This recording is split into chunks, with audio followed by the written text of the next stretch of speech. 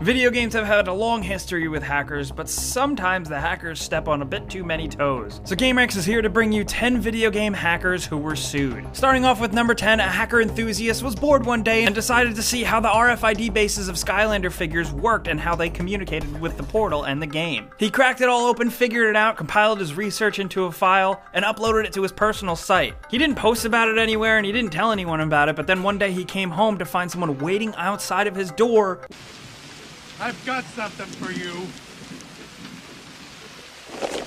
With a legal notice from Activision. It was an angry letter from Activision accusing him of all types of things he didn't do, such as reverse engineering the game, working with others to build an app to trick the figures into working, and more stuff that Activision really didn't have any evidence of him doing. While this one wasn't necessarily a lawsuit, more of a cease and desist, things did get pretty heated here, all because some guy just was bored and wanted to see how Skylander's toys worked. I bet you never thought tweaking some kid's toy would get you in trouble with the law, huh? Even though with this point, it doesn't really seem like he did anything wrong. Sure, he messed with Activision and Skylander's intellectual property, but he didn't publicly post it anywhere. But hey, I guess it goes to show that the corporations are always watching.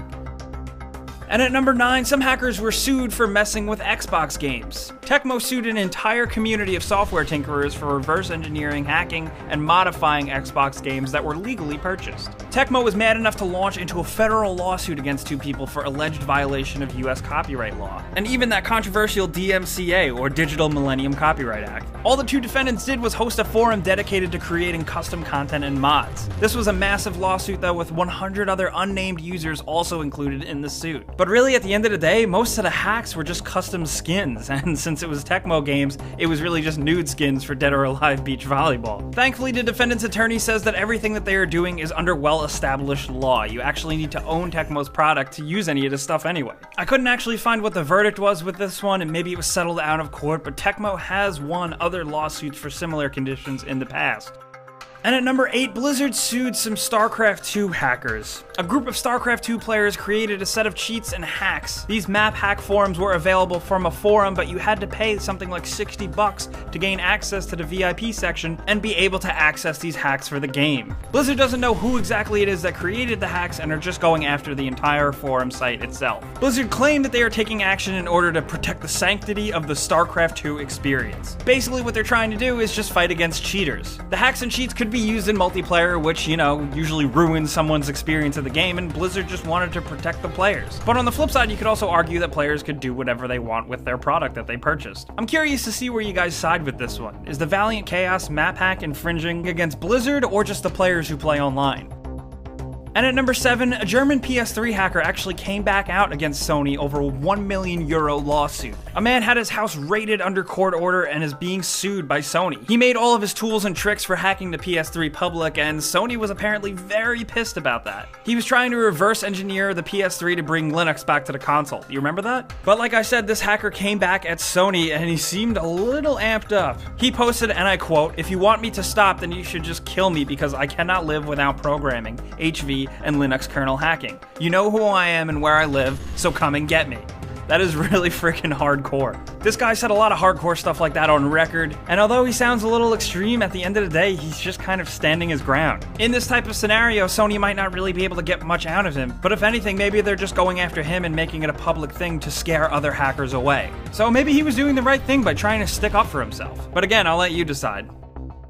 And at number 6, remember I said there were multiple examples of Tecmo going after hackers that were tweaking the Dead or Alive games? This lawsuit is higher on our list because it was Tecmo versus an actual software company called West Side. They were making and distributing this hack that disabled Katsumi's clothing. In a Japanese court, Tecmo won the case because the hacker provided a tweak that violated the video game character's dignity. He was forced to pay 2 million yen in damages. Dead or Alive creator Itagaki said on record that he actually kind of felt responsible for her and felt like it was kind of his fault that he designed such a, I guess, sexy character that lent herself to being hacked, which is a really weird way to describe things, but hey, I'm not in charge of this.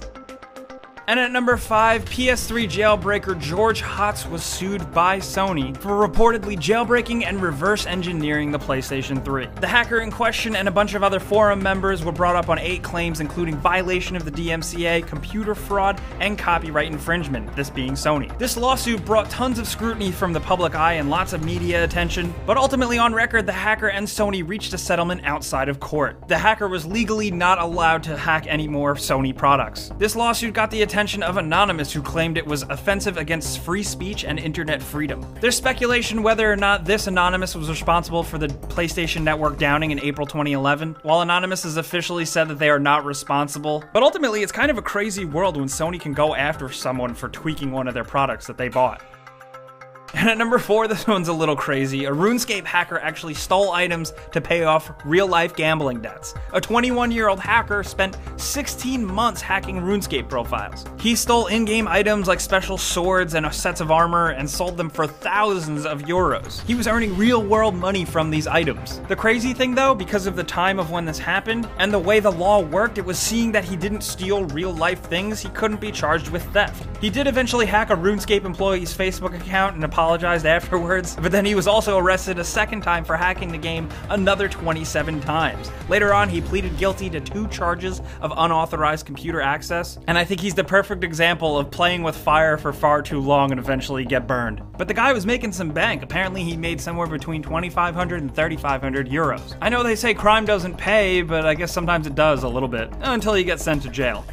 And at number 3, the company behind the browser-based MMO Evony game, which is basically kind of like a really crappy game of war, was awarded $300,000 from a hacker lawsuit. The hacker was accused of making auto-playing bots and gigantic map exploits in the game. According to Evony, the hacker's map, bots, and entire website of his studio is devoted to infringing on Evony's copyrights and trademarks. The hacker basically didn't really have anything to fight back with. He didn't have an attorney, he didn't file a response to the complaint, so basically everything was presumed to have been true.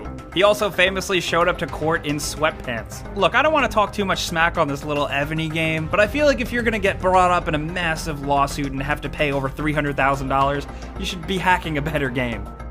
And at number 2, in more recent news, Epic Games is suing the creator of a very powerful hack for the game Paragon. Epic Games filed a lawsuit against a German hacker who created an aimbot, a trigger bot, and a 2D and 3D radar to basically be able to cheat in Paragon. The big problem was that the hacker was selling this hack online for a monthly subscription fee. And funny enough, it wasn't the creating and the selling of the hack that got him in trouble, but it was the 2 videos he uploaded to YouTube that showed what exactly you get with the hack. The videos were removed with a copyright takedown notice, as YouTube usually does, and then the hacker disputed the claims, which supposedly constitutes consent, at least in the District of California where YouTube is located, which is very scary. Currently, this is ongoing and Epic Games is seeking restitution and damages, the cost of lawsuit, and is asking for the hacker's copies of Paragon videos and the hack itself to be destroyed. Epic Games came down on them hard, and it's pretty crazy that the guy was identified through the YouTube copyright system. But hey, I guess that's just the world we live in now, huh? I didn't know that many people were currently playing Paragon already that were willing and able to pay money for hacks, but hey. And at number 1, a 17-year-old hacker from Lizard Squad was responsible for shutting down both Xbox Live and PSN for several days during the holiday season. I'm sure many of you guys remember that. He was caught, and after being found guilty of over 50,000 offenses, he got only a 2-year suspended sentence from a Finland court. The hacker group Lizard Squad took credit for bringing down Xbox Live and PSN, ultimately justifying it by identifying Sony and Microsoft's really shitty security infrastructure. But unfortunately, 160 million kids and adults weren't able to use their brand new consoles that they had probably just gotten for the holiday season. He got charged for a lot of stuff, basically ruining Christmas, and it's pretty funny that he eventually got to just walk away. The saga continues though, because the guy was eventually found guilty for messing with MIT servers and money laundering. It never ceases to amaze me how extreme some people can get. So guys, those were 10 of the biggest cases when video game hackers were sued. Let us know in the comments what you think of these crazy stories, and let us know if you've ever been involved in a scandal like this. We want to hear your story. If you learned a thing or two watching this video, clicking the like button is the best way you can help us out, and if you're new, subscribing is a great idea because we put out videos like this every single day. But as always, thanks for watching, and we'll see you guys next time.